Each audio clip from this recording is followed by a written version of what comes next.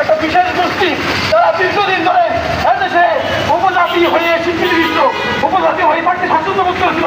যারা 1997 সালে শান্তি চুক্তিতে ভোটে আমরা উপজাতি যারা বাংলাদেশের জেলা পরিষদের আইন, বাংলাদেশের আঞ্চলিক পরিষদের আইন থেকে শুরু করে বাংলাদেশের সংবিধান সব জায়গায় বলা আছে তারা উপজাতি।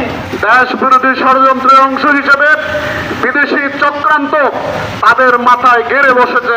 নতুন করে তারা আবার এখন দাবি করে বসছে তারা এখন আদিবাসী। অথচ যারা আদিবাসী দাবি করছে 20-30 বছর আগেও তারা কখনো আদিবাসী দাবি করে নাই। তারাই বলছিল তখন আমরা এদেশের উপজাতি, আমরা বাঙালি নয়। আর আজকে এসে তারা দাবি করছে তারা আদিবাসী।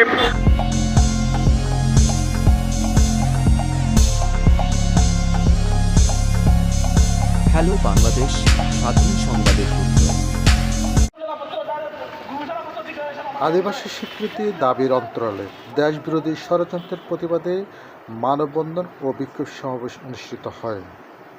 শনিবার 9 আগস্ট চট্টগ্রাম প্রেস ক্লাব প্রাঙ্গণে সকাল 10 ঘটিকায় এই মানববন্ধন অনুষ্ঠিত হয়।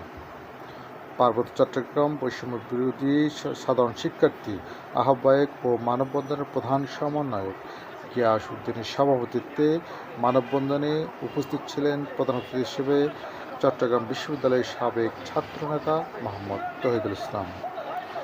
বিশেষ অতিথি হিসাবে উপস্থিত ছিলেন চট্টগ্রাম বিশ্ববিদ্যালয়ের সাবেক ছাত্রনেতা ও পিসিসিবি এর সাবেক সভাপতি মোহাম্মদ কাউসারুল্লাহ।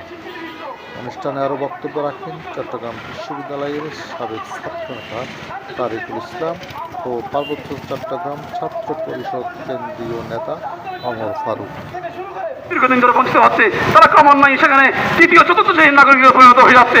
প্রিয় ভাই বোন, আজকে আমাদেরকে সচেতন হতে হবে। প্রতি বছর আদিবাসী দিবস আসলে একটা গোষ্ঠী এই দেশ বিভাগের ষড়যন্ত্রের ভেতরে উঠে, এই ষড়যন্ত্র থেকে আমাদেরকে সবাইকে সচেতন থাকতে হবে। আপনারা জানেন যে এটা কোনো নির্দিষ্ট কোনো এজেন্ডা নয়, এটা একটা জাতীয় এবং ইন্টারন্যাশনাল একটা এজেন্ডা নিয়ে তারা এখানে বাস্তবায়ন করতে চায়। আপনারা জানেন যে চাকমা যারা আছে তারা এই 1500 শতকের পরে মায়ানমার থেকে এসেছে। আর যে মারমা শব্দের নামে হচ্ছে মায়ানমার থেকে সেটা আসছে, অর্থাৎ তারা হচ্ছে আরাকানের অধিবাসী। অর্থাৎ আমরা দেখি যে চাকমা, মারমা, ত্রিপুরা, কুমি, পঞ্চঙ্গ যারা আছে সবাই বিভিন্ন জায়গা থেকে এসে তারা এখানে আদিবাসী হতে চায়। তাহলে বাঙালির এখানে পরবাসী, আমরা তারা 1000 বছর ধরে আমাদের যে পূর্বপুরুষ এখানে বসবাস করছে তারা কি তাহলে এই দেশের পরবাসী? যে দেশ থেকে, যে ভারত থেকে তারা এখানে এসেছে সেই ভারতে তাদেরকে আদিবাসী স্বীকৃতি দেওয়া হয় নাই। ভারতে বলা হয় ক্ষুদ্র নিগোষ্ঠীদেরকে তফসিলি উপজাতি হিসেবে স্বীকৃতি দেওয়া হয়েছে, তাদেরকে আদিবাসী দেওয়া হয় নাই।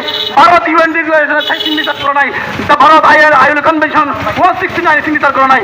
অথচ তারা অন্য দেশ থেকে এখানে এসে তারা আদিবাসী হতে চায়। ভাই বোন, প্রিয় ভাই বোন, প্রিয় দেশ ভাই বোন, আসল সচেতন হই, দেশ বিরোধী ষড়যন্ত্র রুখে দিই। পার্বত্য চট্টগ্রামে আদিবাসী স্বীকৃতি হারালে দেশবাসী ষড়যন্ত্র পার্বত্য চট্টগ্রামে আলাদা করে স্বাধীন সম্মেলন করা ষড়যন্ত্র আপনাদেরকে রুখে দিতে হবে। সকল দেশ ভাই বোন, মিডিয়ার কাছে আমার অনুরোধ, আপনারা আদিবাসী শব্দ ব্যবহার করবেন না। সংবিধানে বলা আছে বাংলাদেশে আদিবাসী কোনো অস্তিত্ব নাই, তারা আছে তারা ক্ষুদ্র নিগোষ্ঠী। তাই কেউ যদি আদিবাসী শব্দ ব্যবহার করে, সেটা মিডিয়া হোক, সেটা আমাদের বুদ্ধিজীবী হোক, পেশাজীবী হোক, তাদেরকে আমাদের প্রত্যাখ্যান করতে হবে। আপনি জানেন দুর্জন বিদ্যান হল পরিচর্য। একজন বিশ্ববিদ্যালয়ের শিক্ষার্থী, একজন বিশ্ববিদ্যালয়ের প্রফেসর, একজন গবেষক, সেও যদি, একজন মিডিয়া কর্মী, সেও যদি সংবিধানকে অমান্য করে, দেশের ইতিহাস ঐতিহ্যকে অমান্য করে, সে যদি আদিবাসী শব্দ ব্যবহার করে, তাহলে বুঝে নিতে হবে সে দেশপ্রেমিক নয়, সে দেশকে আলাদা করা ষড়যন্ত্রে লিপ্ত আছে। প্রিয় ভাই বোন, আদিবাসী শব্দ পরিহার করুন। আদিবাসী এবং উপজাতি সমর্থক নয়, আদিবাসী হচ্ছে ষড়যন্ত্রের অংশ। It is a part of conspiracy. আসুন আমরা জাতিসংঘের যে স্ট্যান্ডার্ড, জাতিসংঘ আইএল কনভেনশন 107 169 যে ডেফিনেশন আলাদাভাবে দেওয়া আছে ট্রাইবাল এবং উপজাতিতে, সেটা আমরা স্টাডি করি এবং সেই অনুযায়ী বাংলাদেশের উপজাতিরা ট্রাইবালের মধ্যে পড়ে।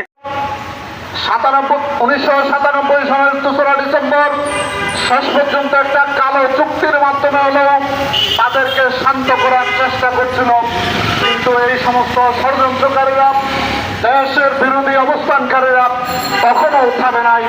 1997 সনের 2রা ডিসেম্বর শান্তি চুক্তির মাধ্যমে, কালো চুক্তির মাধ্যমে পার্বত্য চট্টগ্রামের বাঙালি জনগোষ্ঠীকে দ্বিতীয় শ্রেণীর নয়, তৃতীয় শ্রেণীর নয়, চতুর্থ শ্রেণীর নাগরিকে পরিণত করা হয়েছিল। সমস্ত অধিকার খর্ব করা হয়েছিল। তখনও তারা, তাদের দাবি ছিল তারা উপজাতি হিসেবে তারা স্বীকৃতি চায়, তারা বাঙালি নয়, তারা উপজাতি। আজকে দেশ বিরোধী ষড়যন্ত্রের অংশ হিসেবে বিদেশি চক্রান্ত তাদের মাথায় গেড়ে বসেছে। নতুন করে তারা আবার এখন দাবি করে বসছে তারা এখন আদিবাসী। অথচ যারা আদিবাসী দাবি করছে 20-30 বছর আগেও তারা কখনো আদিবাসী দাবি করে নাই। তারাই বলছিল তখন আমরা এদেশের উপজাতি, আমরা বাঙালি নয়। আর আজকে এসে তারা দাবি করছে তারা আদিবাসী। আন্তর্জাতিক আইন অনুযায়ী কোন নিয়মেই তারা আদিবাসীর মধ্যে পড়ে না। তারা আদিবাসী হিসেবে তাদের অধিকারের জন্য আদিবাসী দাবি করছে না, বরং এই দেশের বিরুদ্ধে জাতীয় আন্তর্জাতিক ষড়যন্ত্রের অংশ হিসেবে তারা নতুনভাবে আদিবাসী পরিচয়ে নিজেদেরকে পরিচয় করানোর জন্য চেষ্টা করছে। অথচ উপজাতি হিসেবে তারা এই পার্বত্য চট্টগ্রামের সবচেয়ে বেশি অধিকার ভোগ করছে। পার্বত্য চট্টগ্রামের 50% অধিক জনগোষ্ঠী, বাঙালি জনগোষ্ঠীকে এখানে সামগ্রিক অধিকার থেকে বঞ্চিত করা হয়েছে। শিক্ষার অধিকার বলেন, চিকিৎসার অধিকার বলেন, ব্যবসার অধিকার বলেন, সামগ্রিক অধিকার থেকে এখানে বঞ্চিত করা হয়েছে। কোটার নামে পুরো বাংলাদেশে যে বৈষম্য করা হয়েছে, পার্বত্য চট্টগ্রামের উপজাতি ছাত্রদেরকে একচেটিয়াভাবে কোটা পদ্ধতিতে সুবিধা দিয়ে তাদেরকে ভালো ভালো নাম করা সব বিশ্ববিদ্যালয়ে পড়ার সুযোগ দিচ্ছে।